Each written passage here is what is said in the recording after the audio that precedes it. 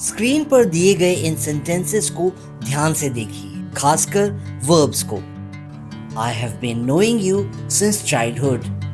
Stella was loving the ambience of this place. The food is tasting good. I am thinking it's a good plan. आप सोच रहे होंगे कि जो sentences अभी आपने देखे वो गलत क्यों थे। इसका सिंपल कारण है कि हर वर्ब को आप कंटिन्यूस फॉर्म में यूज़ नहीं कर सकते, यानी कि उनकी आईएनजी फॉर्म को नहीं लगा सकते। क्यों, ये आप जानेंगे इसी लेसन में अभी थोड़ी ही देर में। वर्ब और उनकी फॉर्म्स को सही से इस्तेमाल करने के लिए ज़रूरी है कि हम दो ग्रुप ऑफ वर्ब्स को ध्यान से पढ़ें, डायनेमिक वर्ब्स यानी एक्शन वर्ब्स और स्टेट वर्ब्स यानी स्टेटिव वर्ब्स। पिछले लेसन में हमने ऑक्सिलरी और मेन वर्ब्स के बारे में डिटेल में पढ़ा। अब इस लेसन में हम 3 वर्ब्स पर फोकस करेंगे, एक्शन वर्ब्स, स्टेटिव वर्ब्स और लिंकिंग वर्ब्स। आइए सबसे पहले एक्शन वर्ब्स के बारे में पढ़ लेते हैं। एक्शन वर्ब्स डायनेमिक वर्ब्स होते हैं, यानी ये एक्शन को दर्शाते हैं। आइए एग्जाम्पल्स के द्वारा इनको समझते हैं। Steve swims really fast. The cat jumped over the wall. They have been dancing for 2 hours. He has written a letter to the officer.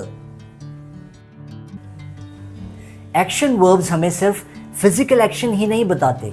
जो हमें पता चलता है कुछ वर्ब्स जैसे रन, जंप, ईट, कुक, स्विम एक्सेट्रा इनके द्वारा, बल्कि ये हमें मानसिक स्तर पर होने वाले एक्शन के बारे में भी बताते हैं, जो कि मेंटल एक्टिविटीज़ होती हैं, जैसे कि plan, think, decide, study etcetera. आइए कुछ एग्जाम्पल्स देखते हैं और मेंटल लेवल पे होने वाले एक्शंस को कैसे दर्शाते हैं वर्ब्स, ये देखते हैं। I am thinking hard to solve this puzzle. Steve is planning the tomorrow's event. Stella has been reading a book since morning. My children are learning a new language. Mental actions भले ही visible ना हो, पर आप feel कर सकते हैं कि कुछ हो रहा है, कुछ किया जा रहा है।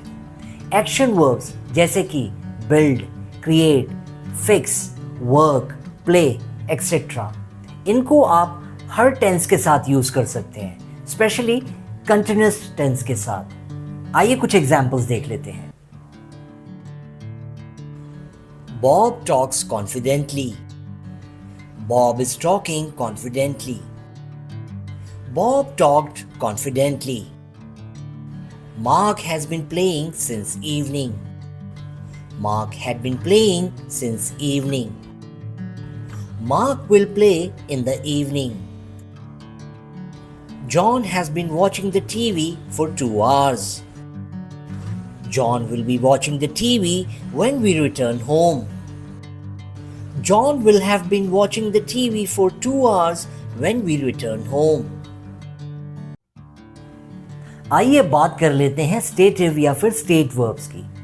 स्टेटिव वर्ब्स हमें कंडीशन या फिर स्टेट को बताने में हेल्प करते हैं। ये बताते हैं कि कोई व्यक्ति, वस्तु किस स्थिति, कंडीशन या स्टेट में है। ये किसी समय पर होने वाले एक्शन के बारे में तो बिल्कुल भी नहीं बताते।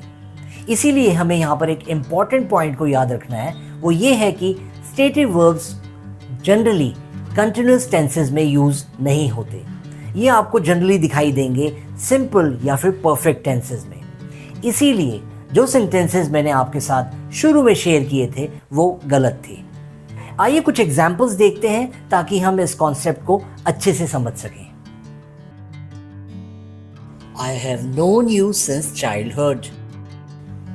Stella loved the ambience of this place. The food tastes good. I think it's a good plan. आप सिंपली याद रखिए कि स्टेटिव वर्ब्स हमें एक फिक्स स्टेट के बारे में बताते हैं, जबकि कंटिन्यूअस टेंसेस हमें कोई टेम्पररी सिचुएशन या फिर कोई कार्य होता हुआ उसके बारे में बताते हैं, जो कि फिक्स स्टेट के साथ तो बिल्कुल भी जेल नहीं करता। आइए अब देख लेते हैं कि हम स्टेटिव वर्ब्स को कहाँ कहाँ इस्तेमाल कर सकते हैं।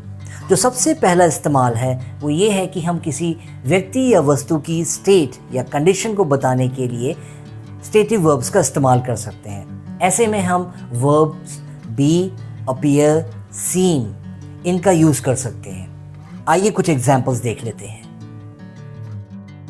They seem happy today. He looks out of sorts. This box weighs 30 kg. The music sounds relaxing. Stative verbs के द्वारा हम अपनी फीलिंग्स और इमोशंस को भी बता सकते हैं। ऐसे हम stative verbs love, like, prefer, enjoy, hate, etc. इनका इस्तेमाल कर सकते हैं। आइए कुछ सेंटेंसेस देख लेते हैं। I like coffee. We hope she recovers fast. He prefers coffee to tea. She loves her kids. अपने थॉट्स और ओपिनियंस को बताने के लिए हम stative verbs think, believe, understand, agree, disagree, doubt, etc. इनका इस्तेमाल कर सकते हैं। आइए कुछ एग्जाम्पल्स देख लेते हैं। I think you can convince him. They understood the problem completely. We agree that he is the best person for the job. I doubt she will come on time. Stative verbs see, hear, feel, taste, smell ये हमारी मदद करते हैं उन चीज़ों को बताने के लिए जो हम अपने सेंस ऑर्गन से एक्सपीरियंस या परसीव करते हैं। आइए कुछ एग्जाम्पल्स देख लेते हैं। This soup tastes delicious.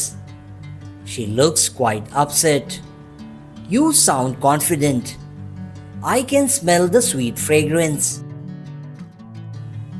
Stative verbs से हम possession के बारे में भी बता सकते हैं। ऐसे में हम verbs have, own, possess, belong to, etc. इनका इस्तेमाल करेंगे। For example, these boxes contain lots of useful things. The document includes all important details. This dress belongs to Martha. We own a huge mansion. कुछ ऐसे verbs भी हैं जिनको हम action और stative verbs दोनों तरीके से इस्तेमाल कर सकते हैं। ये verbs हैं जैसे कि think, have, see, look, feel, smell, etc. इनको हम stative verbs और action verbs दोनों तरीके से इस्तेमाल कर सकते हैं, लेकिन different meanings के साथ। आइए कुछ examples देखते हैं और समझते हैं। I think the government will reduce taxes. We are thinking about the solution. पहले सेंटेंस में हम कोई विचार रख रहे हैं या अपना ओपिनियन रख रहे हैं और दूसरे सेंटेंस में हम कोई मेंटल एक्शन कर रहे हैं। इसी प्रकार से I have several cars. We are having lunch. We are having a great time in London. जहां हम पहले सेंटेंस में पोजेशन की बात कर रहे हैं, दूसरे और तीसरे सेंटेंस में हम बता रहे हैं कि हम क्या कर रहे हैं या फिर हम क्या महसूस कर रहे हैं किसी पर्टिकुलर मोमेंट पर। आइए कुछ और एग्जाम्पल्स देख लेते हैं। I see what you mean. I am seeing a doctor tomorrow. You look really excited. She is looking outside the window. Oranges generally taste sour. I am tasting the food. Roses in my garden smell sweet. He is smelling the food. आइए बात कर लेते हैं अब linking verbs की। Linking verbs link करते हैं किसी सब्जेक्ट को एक एडिशनल इंफॉर्मेशन के साथ, जिसको कि हम सब्जेक्ट कॉम्प्लीमेंट भी कहते हैं, जो कि हो सकता है कोई नाउन, प्रोनाउन या फिर एडजेक्टिव। आप सिंपली याद रखिए कि लिंकिंग वर्ब्स कोई एक्शन नहीं बताते, ये सिर्फ कनेक्ट करते हैं सब्जेक्ट को किसी डिस्क्रिप्शन के साथ या उसके सब्जेक्ट कॉम्प्लीमेंट के साथ।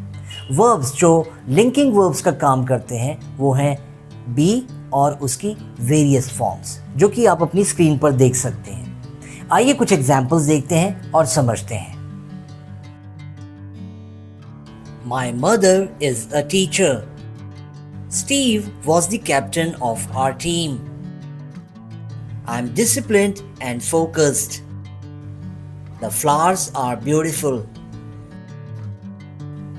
दूसरे कॉमन लिंकिंग वर्ब्स वो वर्ब्स हैं जो हमें सेंसेस, अपीयरेंस, स्टेट और कंडीशन के बारे में बताते हैं। आइए कुछ एग्जाम्पल्स देख लेते हैं। The soup tastes delicious. The music sounds wonderful. She seems nervous. She appears confident. The sky turned dark. The milk went sour. बहुत लोगों को लगता है कि स्टेटिव वर्ब्स और लिंकिंग वर्ब्स सेम होते हैं, जबकि ऐसा बिल्कुल नहीं है। हालांकि सभी लिंकिंग वर्ब्स स्टेटिव होते हैं मीनिंग में, लेकिन सभी स्टेटिव वर्ब्स लिंकिंग वर्ब्स नहीं होते। यहाँ पर एक इम्पॉर्टेंट पॉइंट ध्यान रखने वाला है, ये कि लिंकिंग वर्ब्स लिंक करते हैं सब्जेक्ट को किसी एडिशनल इंफॉर्मेशन के साथ, जो कि इसको डिस्क्राइब करती है और सब्जेक्ट कॉम्प्लीमेंट की तरह यूज़ होती है। जबकि स्टेटिव वर्ब्स का फोकस होता है किसी स्टेट या कंडीशन को दर्शाना, ना कि एक्शन को या फिर किसी चीज़ के साथ लिंक करना। सिर्फ फोकस होता है किसी स्टेट या कंडीशन को डिस्क्राइब करना। इसीलिए ज़्यादातर स्टेटिव वर्ब्स डायरेक्ट ऑब्जेक्ट्स लेते हैं और किसी एडिशनल इन्फॉर्मेशन के साथ सब्जेक्ट को लिंक नहीं करते। इसीलिए ये लिंकिंग वर्ब्स नहीं होते। आइए एग्जाम्पल्स देखते हैं और इससे हमारी समझ और बेहतर होगी।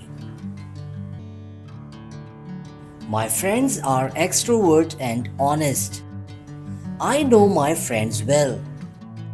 पहले सेंटेंस में लिंकिंग वर्ब आर कनेक्ट कर रहा है सब्जेक्ट माई फ्रेंड्स को उसके कॉम्प्लीमेंट के साथ, जो कि हैं ऑनेस्ट और एक्सट्रोवर्ट। और दूसरे सेंटेंस में स्टेटिव वर्ब नो के साथ आ रहा है डायरेक्ट सब्जेक्ट, जो कि है माई फ्रेंड्स। आइए कुछ ऐसे ही और सेंटेंसेस देख लेते हैं। Stella keeps calm in difficult situations. Stella hates dishonest people. The files you forgot at home were important. I forgot the important files at home. So friends, इस लेसन में बस इतना ही। आई होप आपकी समझ और भी बेहतर हुई होगी एक्शन वर्ब्स, स्टेटिव और लिंकिंग वर्ब्स के रिलेशन में। अगर आपको वर्ब्स के बारे में कॉम्प्रिहेंसिवली पढ़ना है, आपको जानना है कि कौन से वो इम्पॉर्टेंट रूल्स हैं या फिर वो कौन सी कॉमन मिस्टेक्स हैं जिनसे जानकर हम अपनी ग्रामर की समझ को और बेहतर बना सकते हैं, तो आप अपनी स्क्रीन पर दी गई इस ई बुक को डाउनलोड कर लीजिए। और इसके लिए मैं आपको सजेस्ट करूंगा कि आप एनलाइवन इंग्लिश ऐप को डाउनलोड कीजिए। वहाँ पर आपको सिर्फ वर्ब्स के बारे में नहीं, बल्कि अदर पार्ट्स ऑफ स्पीच के बारे में बहुत ही इंपॉर्टेंट जानकारियाँ मिलेंगी।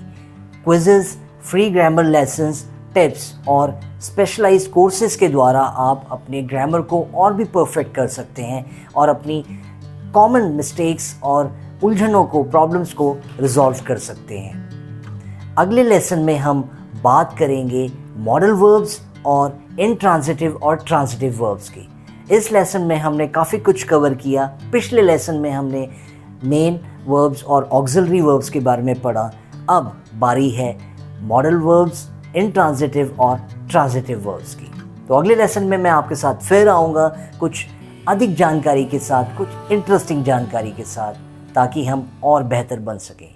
तब तक के लिए कुछ करते रहिए, कुछ नया सीखते रहिए और अपने आप को बेहतर बनाते रहिए। धन्यवाद।